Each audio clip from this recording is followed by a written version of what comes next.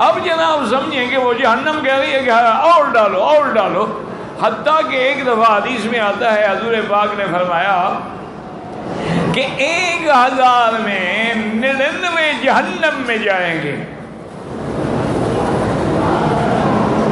تو صحابہ تو گھبرا گئے، رونے لگ گئے کہ یا رسول اللہ اگر جنت میں صرف 1000 میں 1 جائے گا تو پھر کتنے جائیں گے؟ اللہ عالم وہ 1 کون ہوگا؟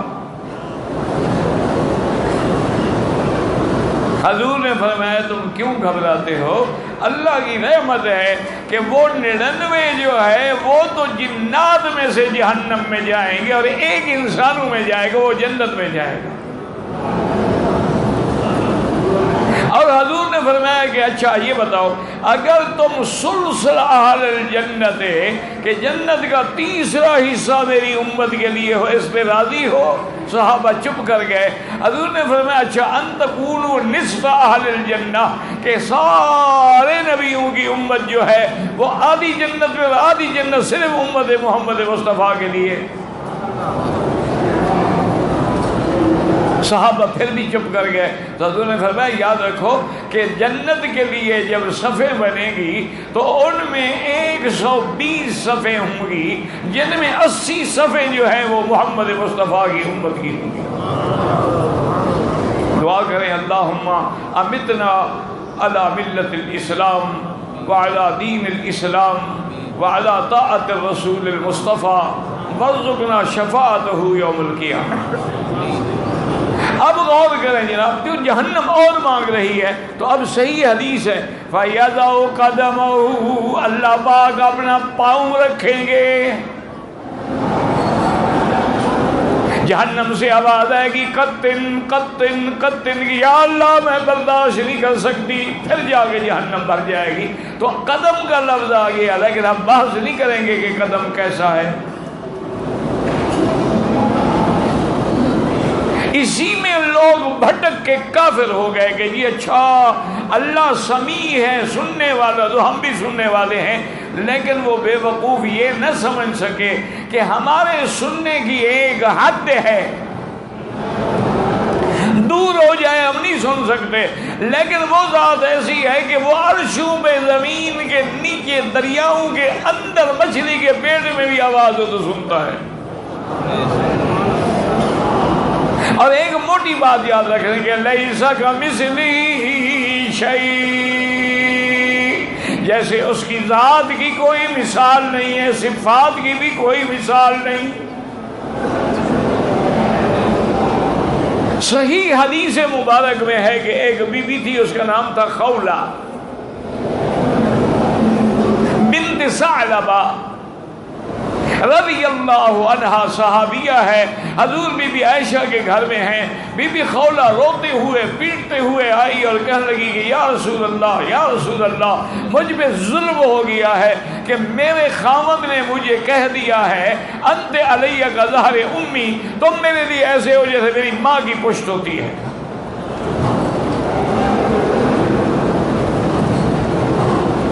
اور یہ مسئلہ سمجھ رہے ہیں کہ یہ مسئلہ اسلام میں بھی ہے، اسلام سے پہلے جاہلیت میں بھی تھا کہ اگر کوئی آدمی اپنی بیوی کو کہہ دے کہ میری ماں کی طرح ہو، میری بیٹی کی طرح ہو، میری بہن کی طرح ہو، وہ حرام ہو جاتی ہے، جب تک کفارہ ادا نہ کرے بیوی کے قریب نہیں جا سکتا۔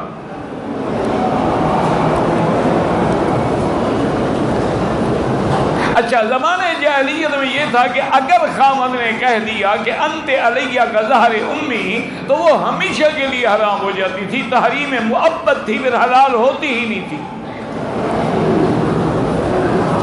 تو اس لیے بی بی خولہ روتے ہوئے آئی کہ یا رسول اللہ، میرے ساتھ تو ظلم ہو گیا،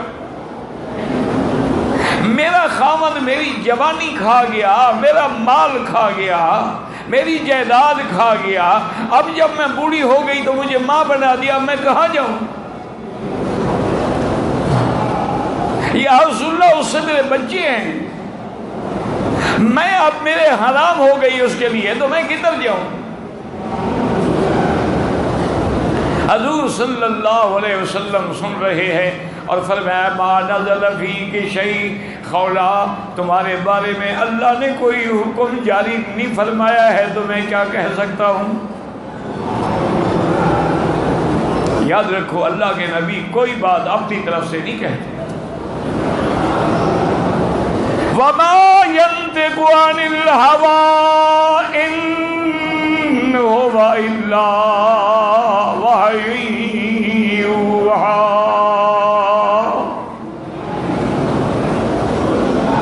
میرا مدنی بولتے نہیں، اپنی خواہش سے کوئی حکم جاری نہیں کرتے جب تک اللہ کا وحی نہیں آتا.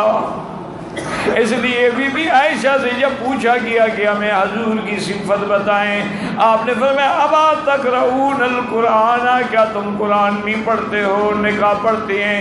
فرمایا اگر صفت دیکھنی ہے تو خلقہ القرآن، قرآن ہی میرے مدنی کی سیرت ہے.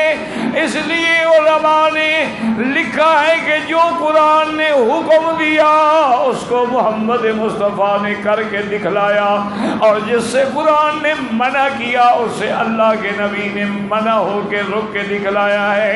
تو فرمایا کہ جو قرآن میں قال ہے وہ محمد مدنی کی زندگی کا حال ہے. اللہ اکبر، اللہ اکبر. اور اسی طرح یاد رکھ لیں کہ قرآن میں جتنے اوامر ہیں نواہی ہیں. یعنی کیا مانا؟ قرآن میں بات ہے نا کہ یہ کرو یہ کرو یہ کرو، اور بعد نواہی یہ نہ کرو یہ نہ کرو یہ نہ کرو. اب جیسے قرآن میں اقیموا الصلاۃ، نماز پڑھو، آتوا الزکاۃ، زکوٰۃ ادا کرو. قرآن میں حکم ہے اقم الصلاۃ لدلوک الشمس الی غسق اللیل، تو یہ اوامر ہیں. اور نواہی قرآن میں ہوتی ہیں کہ لا تاکلوا اموال الیتامی، قرآن کہتا ہے کہ لا تقربوا الزنا انہ کان فاحشۃ وساء سبیلا. یہ نواہی ہیں، یعنی اوامر بھی ہیں نواہی بھی ہیں. اب غور کریں گے تو بات سمجھ آئے گی. پہلے درود شریف پڑھو پھر سمجھ آئے گی. اور بالکل جب درود شریف پڑھے نا تو اتنی ذوق سے اور شوق سے اور پوری توجہ کامل سے، قلب سے، قالب سے پتہ لگے کہ تم کیا پڑھ رہے ہیں.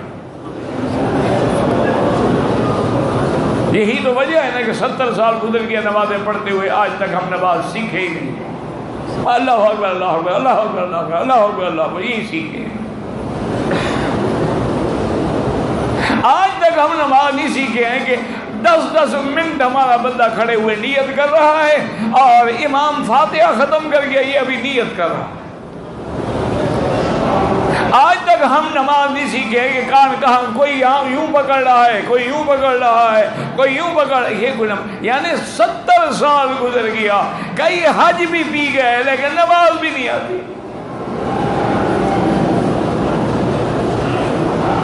تو قرآن میں عوام اب پوری توجہ سے بات سمجھیں. علماء نے رات لکھا ہے کہ قرآن میں جہاں جہاں امر کا صیغہ ہے، جہاں حکم دیا گیا ہے، وہاں تو اللہ نے حضور کو خطاب فرمایا ہے. کان کھول کے بیٹھو گے تو بات سمجھ آئے گی. یہ لیلا مجنون کے قصے نہیں ہیں، یہ ہیر رانجھا کی کہانیاں نہیں ہیں. تمہارے ہاتھ مصیبت یہ ہے نا کہ ہیر کا بھی روضہ ہے. ایک آدمی نے مجھے کہا کہ ہیر کے روضے کی چھت نہیں ہے. کمال ہے جی ہیر کی کرامت کا کہ بارش آئے تو اس کے اندر نہیں جاتی. انہوں نے کہا معنی یہ ہے کہ اللہ کی رحمت سے محروم ہے. بارش تو رحمت ہوتی ہے، جب رحمت ہی نہیں جاتی تو سمجھ لو کہ اس کا کیا مقام ہے. جس ملک کا یہ عالم ہو کہ یہاں ہیر رانجھا اور جناب لیلا مجنون کے قصوں پر بھی اور اس کے بعد جناب حکایات میں زندگیاں گزرتی ہوں، اور جہاں کے مولوی بھی یہ کہہ دیتے ہوں یہ حدیث میں آتا ہے، اور کوئی کہہ دیتا ہو جی ہاں بزرگوں نے فرمایا ہے. نہ بزرگوں کا پتہ ہے نہ آگے حدیث کا کوئی نام ہے. اچھا شیعہ نے تو جان چھڑا دیا، وہ تو کہتے ہیں راوی کہتا ہے. اب پتہ نہیں وہ راوی دریا سے نکلا ہے، راوی دریا سے نکلا ہے، کہاں سے نکلا ہے. دنیا کی تاریخ میں آپ نے اتنا جھوٹا مذہب نہیں دیکھا ہوگا جن کا ایک ایک حرف میں جھوٹ ہے. یہ کربلا کے قصے بیان کرتے ہیں، پورے 10 دن محرم کے امت کو چین نہیں لینے دیتے ہیں۔ ایمان سے کہیں، کربلا میں ایک طرف حضرت حسین تھے، دوسری طرف یزید کی فوجیں تھیں۔ حضرت حسین کے تو سارے شہید ہو گئے، باقی بیویاں بچی ہیں، زین العابدین بچے جو بیمار تھے۔ یہ کربلا کی روایت کس نے کی ہے؟ یزید کی فوجوں نے۔ ادھر اس پہ لانتے بھیجتے ہو، ادھر اس کی روایتیں قبول کرتے ہو۔ پھر لوگوں کو رلانے کے لیے جب حضرت حسین پہ تلوار چل رہی تھی، اتنے دفعہ تلوار آگے گئی، اتنے دفعہ تلوار پیچھے گئی، وہ کون بے ایمان راوی تھا جو دیکھتا رہا اور حضرت حسین کی مدد نہیں کی؟ اس کی بھی روایت قبول ہے۔ کیا من گھڑت قصے ہیں، بنا دو حضرت حسین کا پانی بند ہو گیا، اسی لیے یہ دودھ کی سبیلیں لگاتے ہیں کہ دودھ پی لو۔ پہلے تحقیق تو کرو، حضرت حسین چلے ہیں مکے سے، پھر گئے مدینہ منورہ سے تیاری فرما کے گئے کربلا، کس دن نکلے ہیں اور کب پہنچے ہیں، کتنا دن پانی بند ہوا؟